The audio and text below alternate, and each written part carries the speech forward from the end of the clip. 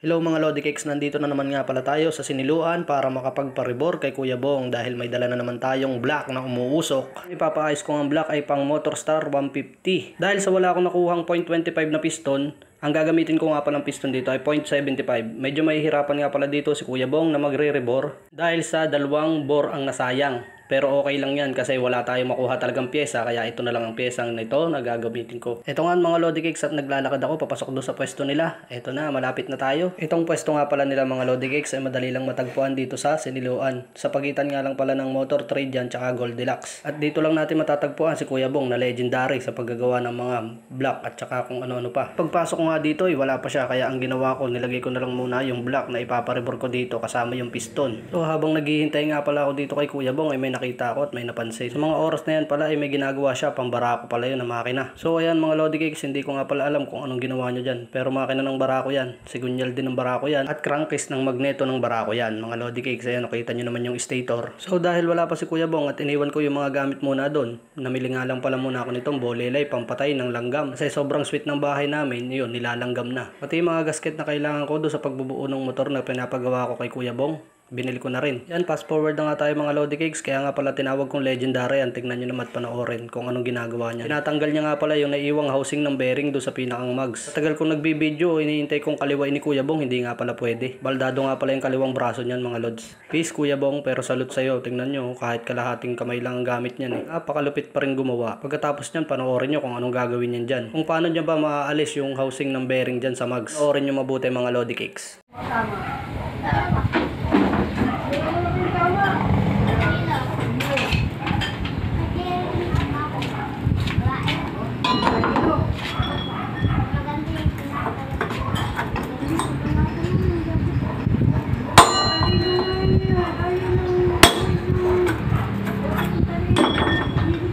O diba mga Lodi Cakes, easy sa pagtatanggal ng housing ng bearing. Kanan pa ginamit dyan. Kung kinaliwa niya yan, mas ayos na ayos ang gawa niyan. At pagkatapos niya tanggalin yung housing ng bearing at dito na siya dumiretso, sinukatan niya nga pala yung piston na gagamitin ko.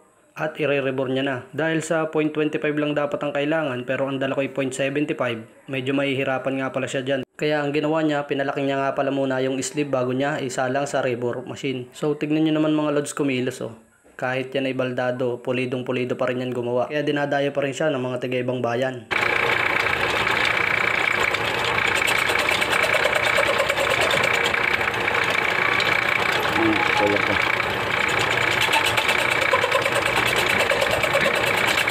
So ayan mga Lodi Cakes, dahil sa matagal nga ay pinas forward ko na nga lang pala itong video na to at nandito na po tayo sa rebore machine. Dahil sa wala nga palang kasama si Kuya Bong dyan, ako na nga lang pala ang nagsilbing tagapatay at tagabuhay ng kanyang makina na ginagamit. So ayan mga Lodi Cakes, kung nakikita nyo, ganyan nga pala mag-rebore si Kuya Bong. Tingnan nyo mabuti kahit baldado yung kaliwang kamay nakakahawak pa rin ng maayos doon sa pinakang block. Paano ba yan mga Lodi Cakes? Dahil sa medyo matagal to, ipapas forward ko na nga lang pala itong video na to.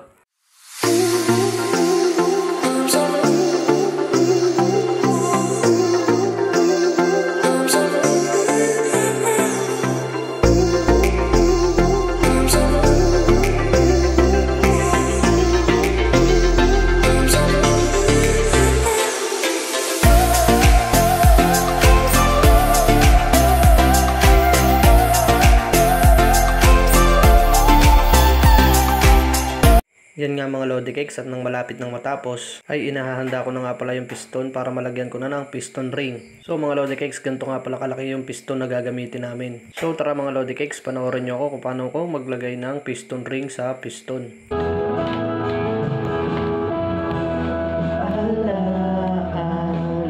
Oops mga Lodi Cakes, mute uli. Baka tayo makapiright. May nagpapatugtog pala dito sa malapit. Iba na yung nag-iingat mga Lodi Cakes. So ayan na nga mga Lodi Cakes, ang una ko nga palang nilagay na ring dyan ay oil ring kung tawagin. Sa mga piston set nga pala ng mga 4-stroke, yun nga pala yung pinakang naiiba. Madali lang makilala mga Lodi Cakes kung ano yung itsura ng oil ring mga Lodi Cakes.